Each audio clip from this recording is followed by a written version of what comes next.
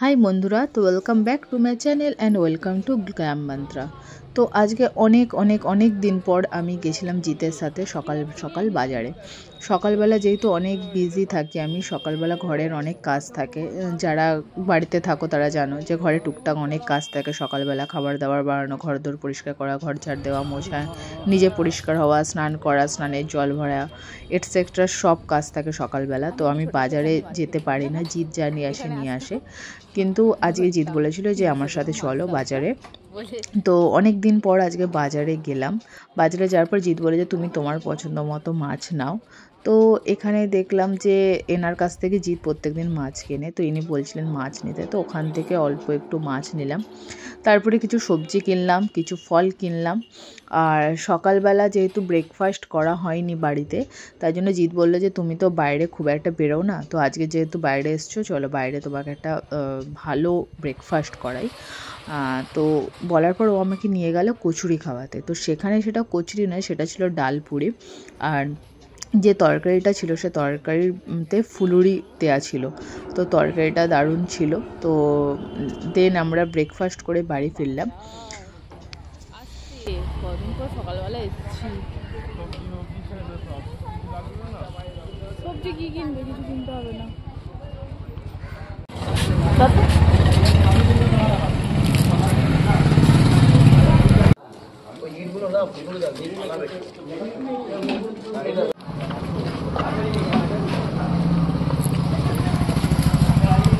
So বাড়িতে এসে সব ঘরের কাজকর্ম সেরে আমি এবার আলতা পরতে বসেছিলাম।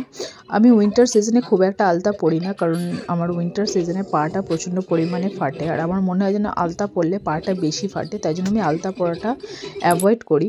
কিন্তু একটা অনুষ্ঠান বাড়িতে যেহেতু যাব, তাই জন্য আলতা না পরলে কীরকম একটা লাগছিল পাটা। তো আজকে একটু ডিজাইন করে আলতাটা পরলাম, কেমন লাগছে অবশ্যই জানিও। আমার বন্ধুর বিয়ে আজকে, প্রিয়ার। তো ওদের এখন গায়ে হলুদ হবে, তো সকালবেলা যেতে বলেছিল, কিন্তু এখন অলরেডি দুপুর 12টা বাজে। তো এখন যাচ্ছি ওদের বাড়িতে, আমি আর বাবান। জিৎকেও বলেছিল, জিৎ যেহেতু অফিসে গেছে তাই জন্য যাইনি। তো চলো ওদের গেটটা দেখিয়ে দিই। হ্যাঁ দাদা বলছি ওই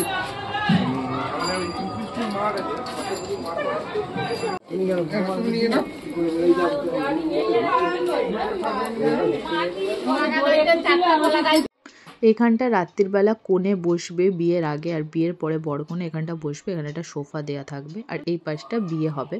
তো এবার চলো ওদের বাড়ির ছাদে যাই, কারণ পুরো অনুষ্ঠানটা গায়ে হলুদের ওদের বাড়ির ছাদেতে ডেকোরেশন করা হয়েছে। আর ওদের ঘরেতে দেখো কি সুন্দরভাবে পেন্টিংগুলো সব দিকে করা হয়েছে। ওদের ঘরটা রিসেন্টলি নতুনই হয়েছে, জাস্ট 1 থেকে 2 বছর হবে। ওদের গৃহপ্রবেশেও আমরা গেছিলাম, ইনভিটেশন ছিল যখন ওদের উপরের ঘরগুলো হলো। আর প্রিয়া হচ্ছে আমার ক্লাস 5-এর স্কুল ফ্রেন্ড।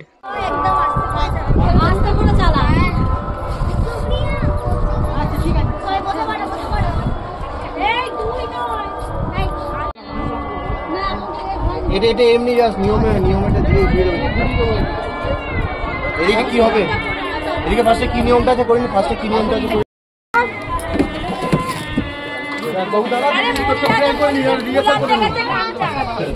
রিহার্সাল করে নি। বেশি হলুদ ঠেকাবে না, ওর মা করবে তো না, ওর মা দেয় না, না আমাদের মা দেবে, ওর মা দেও না, একবারে 3 মাস হয়ে যাবে তবে উঠে সামনে ছেড়ে দাও।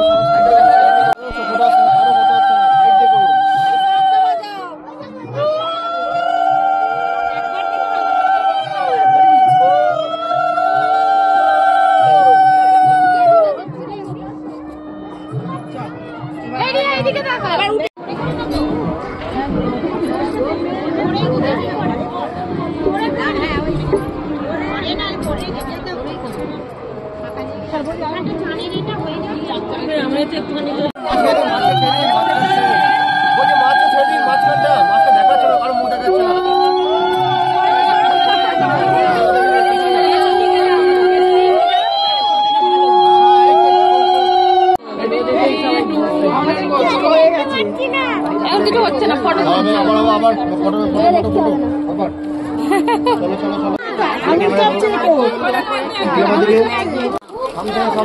এখানটা কোণে বসবে মানে ব্রাইড বসবে, এখানটা সাজানো হয়েছে।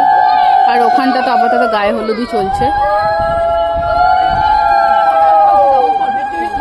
মানে সব চারিদিকে হলুদ আর হলুদ।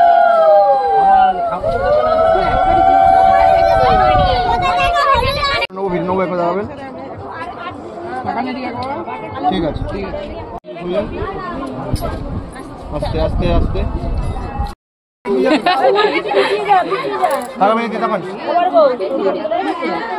এখানে গান চালিয়েছিলাম সবাই মিলে, আর সবাই মিলে নাচানাচি হচ্ছিল। তো যেহেতু পাশেই আমাদের স্কুল, তো স্কুলের ম্যামরা বারবার করে বারণ করে দিয়েছিল যেন এই টাইমটা যেন গান না চালানো হয়, কিন্তু একটুখানি গান না চালালোই নয়, তাই জন্য হালকা করে সানাই বাজলো প্রথমের দিকে, আর তারপরে আমরা সবাই মিলে গান চালিয়ে হালকা আওয়াজে নাচানাচি করছিলাম। আর গানটা এই জন্য এখানেই দিলাম না, কারণ কপিরাইট ইস্যু চলে আসবে না হলে। আর দেখো এখানে সবাই মিলে যতজন ছিল সবাই মিলে একসাথে নাচানাচি হচ্ছিল, তো খুবই আনন্দ হচ্ছিল। আর প্রিয়ার সাথে আমি ক্লাস 5 থেকে একই ক্লাসে মানে একই সেকশানে পড়ি, আর হচ্ছে ওর আর আমার ডেটটা পুরো সেম, ইয়ার মান্থ ডেট পুরো সেম। আর তারপরে ওর সাথে আমি ক্লাস 6, 7, 8 প্রাইভেটেও একসাথে পড়তাম, অর্থাৎ দুজনে একসাথে টিউশন পড়তাম। তারপর ক্লাস 10 অবধি আমি ওর সাথে একসাথে স্কুল থেকে বাড়ি ফিরতাম। ওদের আর আমাদের বাড়িটা খুব বেশি ডিফারেন্স নয়, হয়তো 10 মিনিট ডিফারেন্স হবে, কিন্তু বিয়ের পরে যেহেতু এখন ওদের পাড়াতেই চলে এসছে, ওদের বাড়ির 2টো বাড়ি পরেই আমাদের শ্বশুর বাড়ি, তো তাই জন্য আমাদের সব প্রোগ্রামে ওকে বলা হয়। আর ওদের বিয়েতেও এইবারে আমাদেরকে বলেছিল, আর ওদের বললাম গৃহপ্রবেশেও আমাদেরকে ইনভাইট করেছিল ওরাও। তো পাড়ার হিসাবে প্লাস বন্ধু হিসাবে ওরাও ইনভিটেশন করে, আমরাও ইনভাইট করি সব কিছুতে। আর ওর সেরকম কোনো বন্ধুকেই ও বলেনি, শুধু আমি যেহেতু পাড়ায় থাকি তার মধ্যে ছোটোবেলায় ওর বন্ধু ছিলাম, তো সেই হিসাবে আমাকে বলেছে। আর আমাদের সব অনুষ্ঠানে ওকে বলা হয়, আমার বৌভাতে ওকে বলা হয়েছিল, দেন আমার ছেলের অন্নপ্রাশনেও বলেছিলাম, আর আমার ছেলের 5 বছরের বার্থডে হলো কিছুদিন আগে, সেই দিনও ওদের বাড়ির সকলকে ইনভিটেশন ছিল। তো এখন তোমাদেরকে এই জিনিসগুলো শেয়ার করে নিলাম, কারণ গানটা তো দিতে পারবো না তোমাদেরকে, তাই এই কথাগুলোই তোমাকে জানিয়ে দিলাম।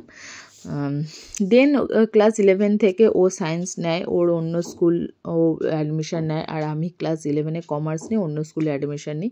দেন ওর সাথে আমার অতটা কন্ট্যাক্ট ছিল না। তারপরে আবার বিয়ে থেকে যেহেতু ওদের পাড়াতেই বিয়ে হয়, তো তখন থেকে আবার ওর সাথে মোটামুটি ভালোই যোগাযোগ হয়, রাস্তা দেখা হলেও কথাবার্তা হয়, ওদের বাড়িতেও টুকটাক মাঝে মধ্যে যাই। সো এই হলো আমার আর প্রিয়ার বন্ধুত্বের গল্প। তো চলো এবার বাকি গায়ে হলুদটা দেখবো। এটা হচ্ছে প্রিয়ার বাবা মা, আর প্রিয়াকে যেহেতু আমরা বৌভাতে বলেছিলাম শুধুমাত্র, তাই জন্য ও শুধু বিয়েতে ইনভাইট করেছে। এইখানে আমি শর্টসের জন্য একটা ছোট্ট ক্লিপ নিচ্ছিলাম, কিন্তু দুর্ভাগ্যবশত আমার শর্টসটা পুরো কমপ্লিটই হলো না।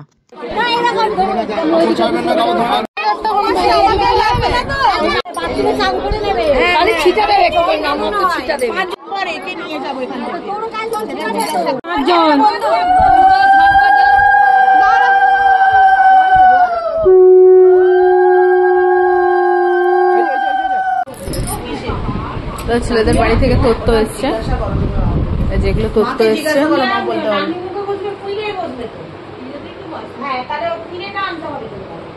এগুলো সব অনেক তথ্য এসছে।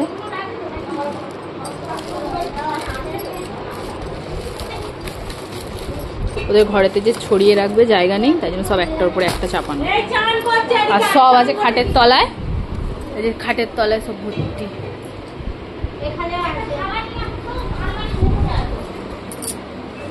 সব ভর্তি আছে তথ্য বিয়ে।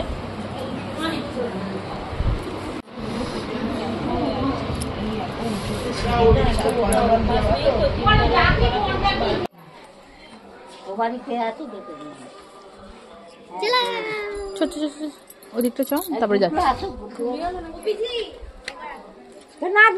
এইখানটা বিয়ে হবে রাত্রে, এই জায়গাটা, হ্যাঁ এখানে বিয়ে হবে, এখানটা বিয়ে হবে জায়গাটা।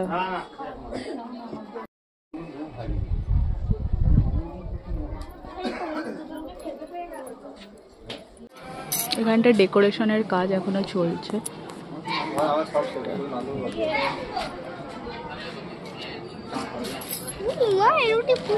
ফুল আছে, ওগুলো সাজাবে তো, চলে। এখানে লাইটিং দেওয়া হয়েছে, এটা হচ্ছে জায়গা। এখন বললো যে দুপুরবেলা যারা যারা লাঞ্চ করবে করে নিতে, দেখি কেউ খেতে বসেছে কিনা, তাহলে লাঞ্চ করবো, নাহলে পরে করবো। খাবারের এখানটা ডেকোরেশনটা একবার দেখিয়ে দিই তোমাদের সকলকে। দেখো পুরো প্যান্ডেলটাই রেড আর ইয়েলো দিয়েই করা হয়েছে। এই যে আমি আর বাবান বসেছি। তো তোমাদেরকে একবার চলো মেনুটা দেখিয়ে দিই। মেনুতেই ছিল ভাত আর ভেজ ডাল, আর তারপরে ছিল একদম সিম্পল মেনু ছিল সকালবেলা। তারপরে ছিল ছেঁচড়ার তরকারি, আর হচ্ছে ঝুড়ি ঝুড়ি আলু ভাজা, মাছ, চাটনি, পাঁপড়।